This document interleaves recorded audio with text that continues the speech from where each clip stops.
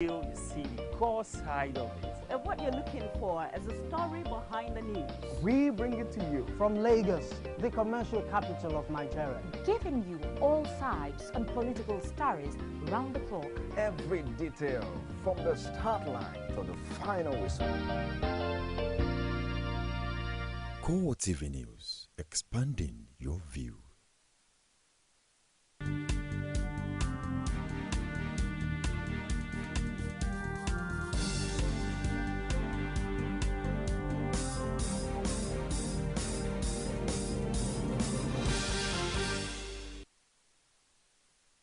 For joining us again on CoreTV News Hour. I am Frank Omalapia. Here are some of the stories we were finding at this time.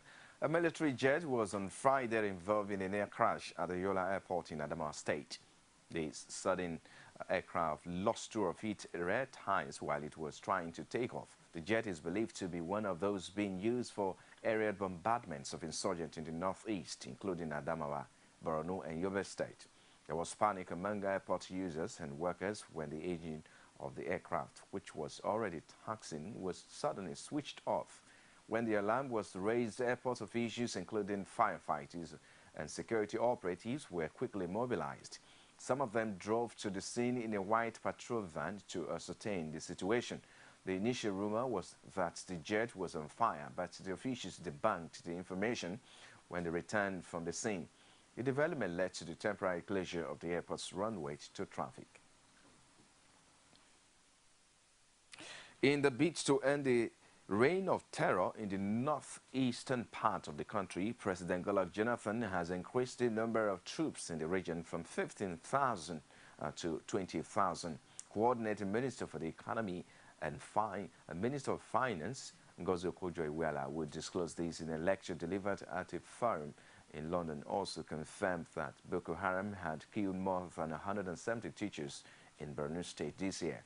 The text of the lecture was made available to journalists in Abuja on Friday.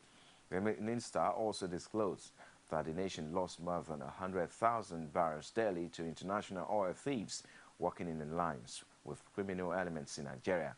President Goodluck Jonathan has accepted offers from the international community for more surveillance, aircraft cover, and equipment that enhances our ability to locate, fight, and root out insurgents. And Gabon has assured Nigeria of support in its ongoing war against terrorism. A special envoy of President Ali Bongo Dimba of Gabon delivered the message at an audience with President Goodluck Jonathan. He welcomed the decision to form a multinational force and pledged the commitment of countries in the Central African sub-region of effort to check terrorism.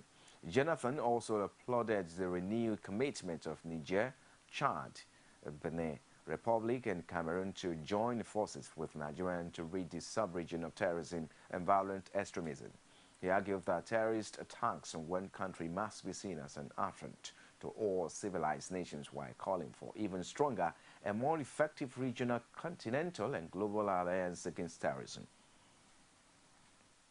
Now, Cameroon authorities have denied reports that Boko Haram has released the wife of the country's deputy prime minister and some Chinese hostages.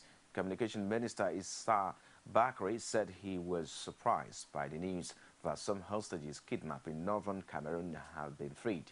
The report had claimed that Amadou Ali's wife and 10 Chinese workers had been freed after ransom was paid, but Cameroon officials say the hostages are still with the insurgents. The Chinese workers were found missing and believed to be taken on May 16 after an attack at a Chinese work site in northern Cameroon, while the deputy prime minister's wife was kidnapped on July 27 by Boko Haram insurgents. The federal government has warned that 29 million Nigerians are at risk of contracting Lassa fever. It also revealed that 26 states, including the Federal Capital Territory, are exposed to the disease that is as deadly as Ebola virus. Minister of State for Health, Khaliru Al-Hassan, said at a press briefing in commemoration of the National Lassa Fever Day that health workers are mostly at risk. Despite the discovery of Lassa fever in Nigeria 45 years ago, that will tell you how old Professor Harry is. He was in the medical school 40 years ago. So majority of us here were not even born at that time. So that means this disease is as old as anybody can get. The viral agent continues to pose an increasing public health threat to the population, especially with the rapid expansion of its frontiers. Initially, only very few states in Nigeria are endemic to this disease. But now, looping some of 26 states, including the FCT, we shall note that Lassa fever is both of regional and of international importance. Over the years, outbreaks of Lassa fever of varying magnitude and severity have occurred in Nigeria, Guinea, Liberia, Sierra Leone. During these outbreaks, the case fatality can be as high as 50 to 80%. This is telling you that it's as deadly as Ebola. Each year, we are confronted with outbreak of Lassa fever in several parts of the country with increasing magnitude and intensity. In 2012, the outbreak occurred in 26 states of the Federation, with a total case of 1,944 cases with 207 deaths, including death of doctors and nurses. That still will tell you how dangerous it is, the health worker. This is the hemorrhagic fever that are most deadly to our dear doctors, nurses, and other health workers. At the beginning, Lassa fever, also had international attention, just like Ebola is having now. But within a short period of time, a drug was identified that can be used to treat cases of Lassa, and case fatality rate or mortality rate was reduced. So people became less frightened by the disease. But as it were, Ebola, so far no drug, no vaccine. And this is why, it's creating the scare.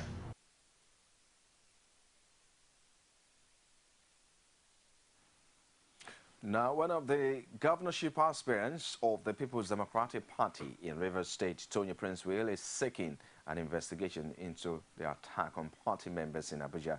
He described the incident at the venue of a meeting to reconcile aspirants as an embarrassment to Nigeria's democracy. Prince Tony Prince-Will said in a statement that no individual's ambition is more important than the peace and development of the state. Prince-Will, who said he avoided the meeting on advice, also apologized on behalf of the people to President Jonathan and the party's leadership.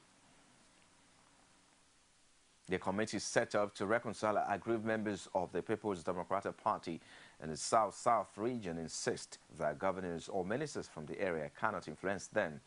The panel was reacting to allegations by some aggrieved members from Rivers State that the Minister of State for Education, Nyesom Wike, had compromised them.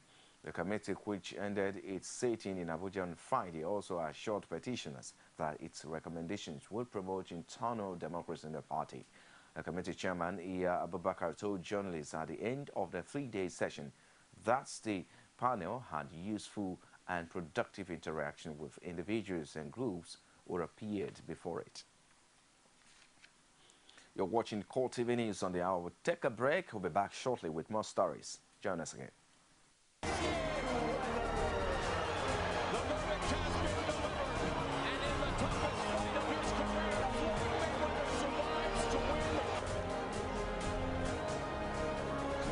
Der Torschütze zum zwischenzeitlichen 1:1. Semenike schickt Musa, da ist Ahmed Musa! Und da ist der Ausgleich!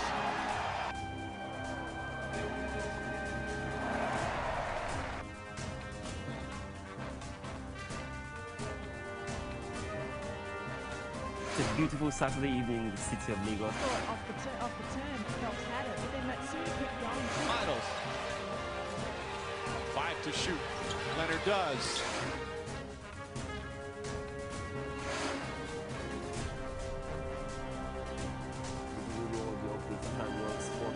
And of course, making a difference for all of us here from all our production crew. Thanks for watching the show.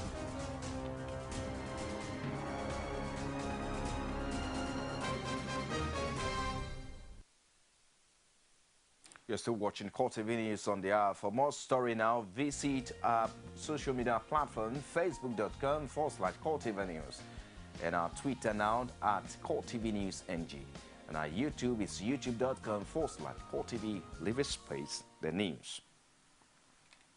The Lagos State Governor Babatunde Fashola and his Kano State counterpart Rabiu Kwankwaso have come down hard on what they described as the present disregard for the judiciary. The two governors spoke against the backdrop of the recent attack on the courts in Ekiti State by hoodlums and the continued closure of the State High Court complex in Ado-Ekiti. Fashola, will also deliver a lecture in Ado-Ekiti on the role of law in governance and development, says the level of impunity displayed by politicians is a dangerous trend which must be challenged, a thought echoed by Kwankwaso. Our correspondent Rashid was there and now filed in this report. The level of compliance to law has widely been accepted as being commensurate with the level of development in nations. Speaking on the role of law in governance and development, Lagos State Governor Babatunde Fashola says the brazen attack on the judiciary in Ekiti is an example of the impunity of people in authority and those who hope to benefit from the judiciary treating it with disregard. It is a governor who approves and appoints the chief judge with the concurrence of the House of Assembly before the chief judge is also sworn in now by the governor before he or she can begin to act. And it is curious if somebody who wants to benefit from such a process is also undermining that process. Fashola says the disregard of the nation's law by the PDP-controlled central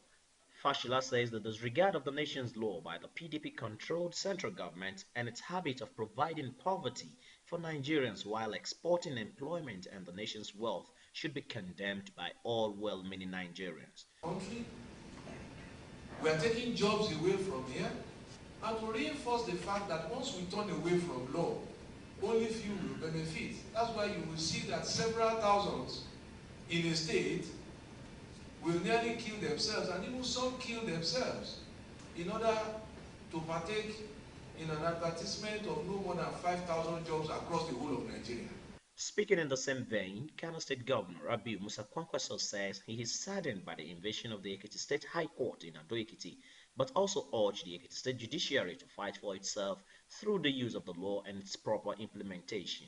The level of desperation is so much that people are really concerned about what has happened.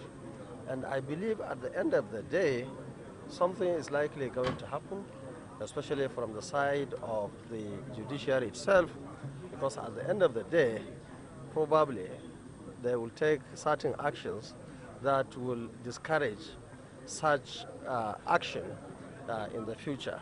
On the current challenges facing the nation, Kwankwaso put all the blame firmly on the doorsteps of the federal government while expressing optimism that 2015 elections will bring about the required change for the country. Nobody, I believe, except very few who, for one reason or the other, are benefiting from the monumental corruption that is happening in this country, and also some hawks that are in Abuja who are also benefiting from the challenges that this country is facing.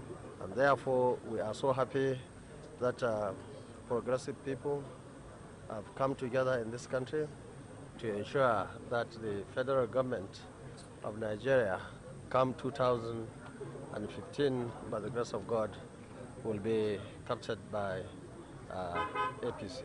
The Kano State Governor had earlier, as part of his visit, opened the newly rehabilitated Ire Bricks factory for commencement of operation.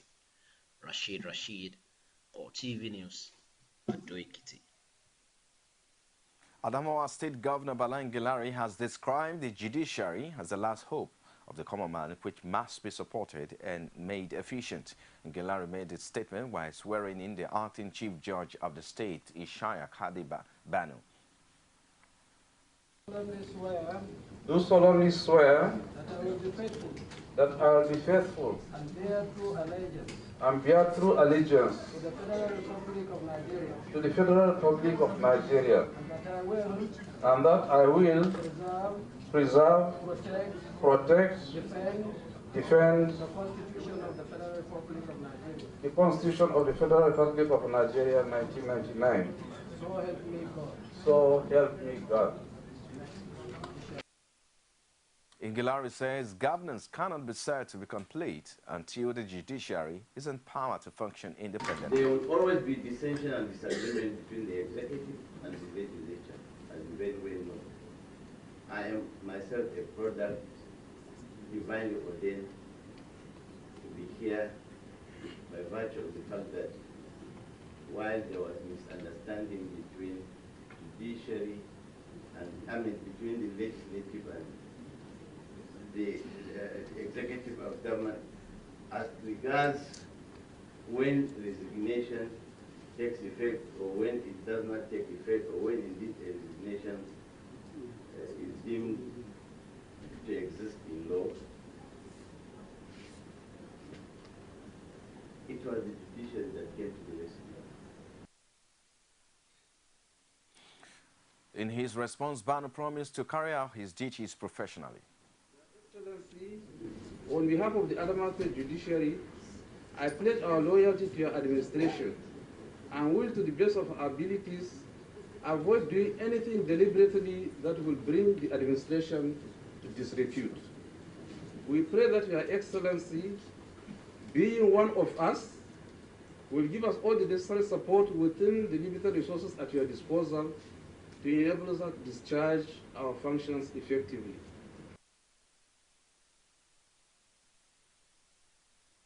Meanwhile, members of the Adamawa State Traditional Council, led by the Lamidi of Adamawa, Mohammed Aliyu, Mustafa Friday, paid a courtesy call on the new governor, Balangilare. The traditional rulers commend the governor's humility, describing it as a virtue that will be useful in leading the state to a place of glory. The entourage comprises all first-class traditional rulers in the state. See, this kind of gentleman is really the type we need to lead the state to the situation I mentioned, peaceful and successful. So inshallah we will succeed. Ngilari thanked the traditional rulers for the visit and said they are the custodians of peace in the society. He advocated the constitutionalization of the role of traditional rulers in Nigeria. All the problems of society. And this is why I've always made the point that if, as I've argued, people expect much from you, you've been doing it, why don't they just constitutionalize your roles in the Constitution?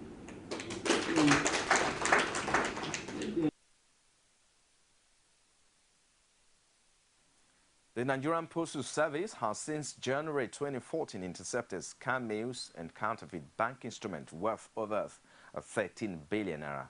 Postmaster General Ibrahim Baba revealed these at a press briefing in Abuja. He, however, admitted that new technologies have limited NIPO's patronage in the country, as far as Samuel reports. Marking this year's Post Day in Abuja, the Postmaster General says the postal industry will be better off in 2015. We have identified the following key priorities for urgent action for the year. Priority number one is improvement of quality of service. You agree with me that we won't have any priority number one other than the improvement of quality of service. Priority number two is change in NIPO's business culture. This too, you agree with me that it is something that everybody has to think of doing. The Postmaster General is worried over the security situation in the country, but he is convinced that things will turn around. He also reeled out statistics on the number of mails handled by NIPOST between January and June 2014. Despite the security challenges in the country which have adversely affected mail delivery service, there has been improvement in the number of mails handled by NIPOST from January to June 2014 when compared to against the number of traffic handled in the same period in 2013. A total of 24,213,750 mail items were handled as against 19,688,200 220 in 2013. Of the total traffic handled, 16,144,778 items were posted within the country, whereas 1,132,715 were dispatched abroad, while 6,936,257 were received from abroad. One thing the Postmaster General is disturbed about is the increase in scam letters. He says 159 counterfeit financial instruments were intercepted. As a result of physical inspection of documents, postal packets being transmitted through NIPOS, 159 scam letters containing counterfeit financial instruments and other prohibited items were intercepted. In January, 17 items were intercepted, and the values were 149,891,400. In February, 66 such items were also intercepted, and the values were 8,439,690. In September, it also went down with only 2 items being intercepted, and the value of those 2 items alone was 57,225,422 naira 16 kobo. The total value to 13,647,120,284. For now, the number of Nigerians patronizing NIPOS has declined as a result of new technologies. But as it marks another World Post Day, the government agency says it will continue to make itself relevant in a changing world. Pius Samuel, CoreTV News, Abuja. Concerns have continued to grow on the state of Nigerian roads. In a series of focus on bad roads, CoreTV News roving crew visited a Lagos suburb, Ijagema community in Iba local community development area in the state. The community's sad tale leaves a sore taste in the mouth of its residents who are urgently in need of government's attention. Our correspondent Oluwase Adegoke has more in this report presented from our studios.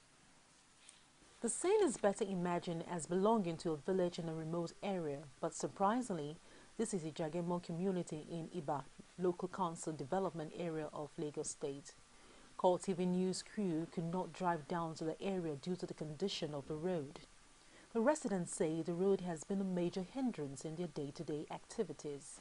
I don't know the actual adjective I can use to qualify this road. This road has been an hindrance to our progress in this vicinity. I don't know what to say than to beg Lagos State government to come to our aid. We are really suffering here. The sufferness is immeasurable. We have attracted the attention of the authorities. Some of the time they visited here, some by the means of communication. They have seen our plight, but they keep promising us day in, day out. Now, the schools here, the attendance is no longer controlled by school calendar. It's controlled by the season. What I mean is that children cannot go to school during the rainy season. We are suffering in this country too, in this Ijagema, very much. We cannot able to go out to go and buy something, even though we are even selling market. It's not easy for us to go and buy our market due to something that they are selling 50 naira outside. Due to the our environment, we are buying it 150. As it is, we have about 30,000 residents in this area that are above 18 years. And the government is expecting them to come out and vote. How would they vote? We are paying for different kinds of levies, land use charge and all that. So we are still appealing to them. There is nothing we can do on our own. This problem is too much. They should please come to our aid. The high chair of the community, Adio Ajakaye, says the community is cut off from other parts of the state. Ibi ina lawa tona afi aba ase oṣù yẹn ti lé nsin ti pé àti lè ti lé lóṣù kan sin tá rí wọn oṣù ó ti poṣù méjì báyìí àdéhùn expect wọn pé kí wọ́n wá bí wọ́n ti gbàgbé wa ni election dem bọ̀ lọ́nà torí gbogbo àwọn èèyàn wa tá a bá sọ fún kán lè bá at least kò yí sí kí ibẹ̀ la dẹ̀ ti ń dìbò ẹ sọ fún mi ẹni tó fẹ́ lọ dìbò tẹ̀ra ní kó wá lọ kọ wọnú omi irú eléyìí kó wá lọ dìbò ṣénú ẹ̀ máa dùn ṣó máa fẹ́ lọ kò ní lè lọ kán wá bá a ṣe kán jọ ń tọrọ Ọlọ́run à ń bẹ̀ wọ́n ni. The community called on the state government to come to their aid ahead of the 2015 general elections to continue to ensure that the electorate are able to exercise their civic rights. And outside Nigeria now, Pakistani activist Malala Yousafzai has urged children to stand up for their rights after becoming the youngest person to win the Nobel Peace Prize. She said she was honored to receive the award, saying it made her feel more powerful and courageous. The 17-year-old was jointly awarded the prize with Kailash Satyarthi, an Indian child rights campaigner. A teenager was shot in the head by Taliban government in October 2012 for campaigning for girls' education. She is the youngest ever recipient of the prize. Speaking at a news conference in Birmingham, UK, where she now lives, she revealed she found out the news after being called out of her chemistry class at school. Despite her excitement, she said she attended her afternoon lessons in physics and English. She thanked her father for not clipping her wings and said she was proud to have shown that a girl is not supposed to be a slave. She also dedicated the award to all voiceless children around the world and urged them to stand up for their rights. She added that she was really happy to be sharing the award with a person from India before joking that she couldn't pronounce Satyarthi's surname. Malala and Satyarthi have decided to invite Indian Prime Minister Narendra Modi and his Pakistani counterpart Nawaz Sharif to the award ceremony in December in Oslo in a bid to improve relations between the two. They will receive a medal and 1.4 million pounds in prize money. US President Barack Obama congratulated both Malala and Satyarthi on winning the award, calling it a victory for all who strive to uphold the dignity of every human being. Well, and that will be a wrap on CoreTV News at this time. Many thanks for watching. I am Frank Omalape.